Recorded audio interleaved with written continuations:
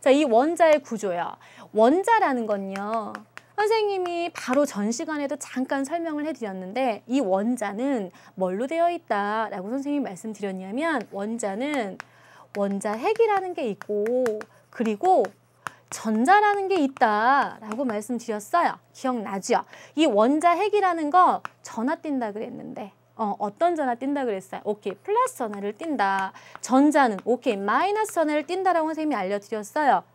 기억 안 나요? 그럼 여기서 보면 돼. 그죠? 플러스를 띄고 마이너스를 띈다. 그렇구나. 그 다음 원자핵은요. 다시 또 구성하고 있는 입자가 있다. 어떤 입자들로 구성이 되어 있냐면 양성자라는 입자하고요. 중성자라는 입자로 구성이 되어 있어요.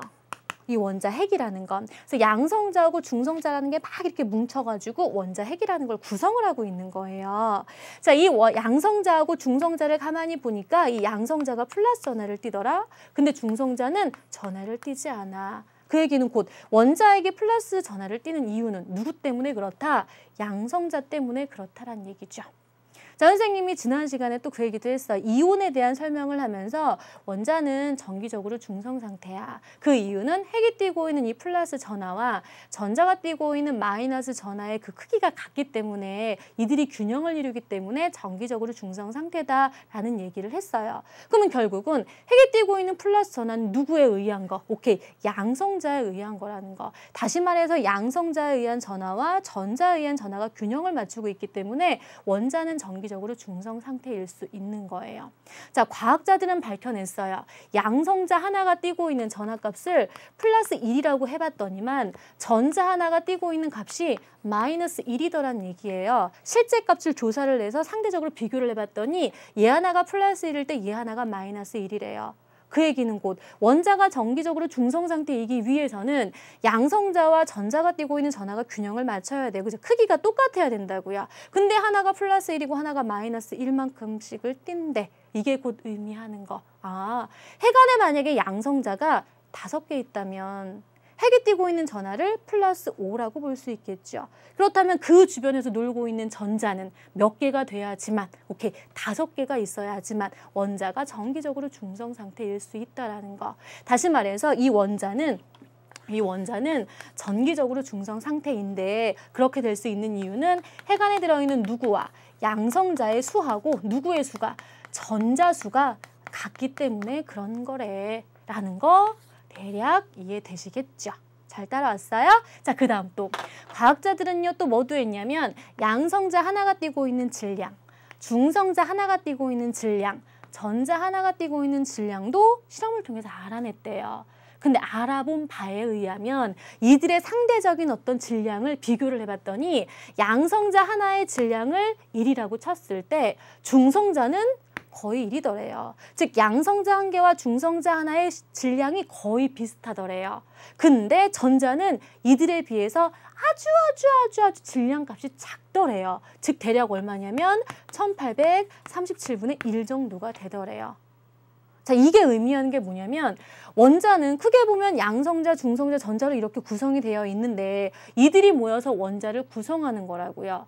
그러면 결국은 핵 안에 들어있는 양성자, 중성자, 그 주변에서 놀고 있는 전자가 몇 개냐에 따라서 이 원자의 실제 질량이 달라질 거란 얘기죠.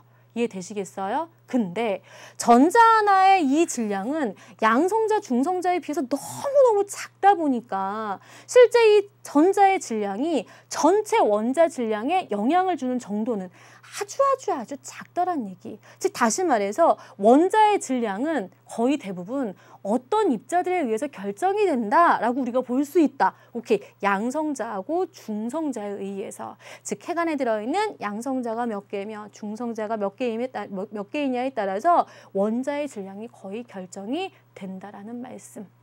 이해되시겠어요? 여기까지 잘 따라오겠어요? 자, 그럼 여러분들 잘한 거야. 자, 그럼 이제 여러분들 원자는 이런 입자들로 돼 있대. 우리 배웠어요. 그럼 예를 들어서 선생님이 만약에 여러분들한테 이런 모습을 제시를 했다고 봅시다. 어떤 원자가 있는데 그 원자의 모습이 이렇다? 이렇게 제시가 돼 있다고 칩시다. 이렇게 제시가 돼 있어.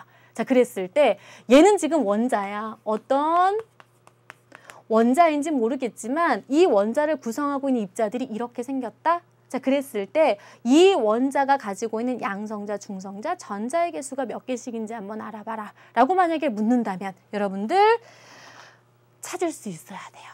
어떻게 찾을 수 있어야 되냐면 봐봐요. 이 원자가 있는데 아마도 이렇게 가운데 뭔가가 뭉쳐 있어. 여기는 핵이 되겠죠. 원자핵. 그 주변에 마이너스를 띠고 있는 어떤 입자가 있죠. 그럼 얘는 뭐겠어요? 전자겠구나. 이렇게 생각할 수 있을 거예요. 전자라는 건 금방 보여요. 근데 이 핵을 구성하고 있는 이렇게 하얗게 칠한 입자와 칠해지지 않은 입자 중에 뭐가 양성자일까? 이걸 여러분들이 볼 수 있어야 된다.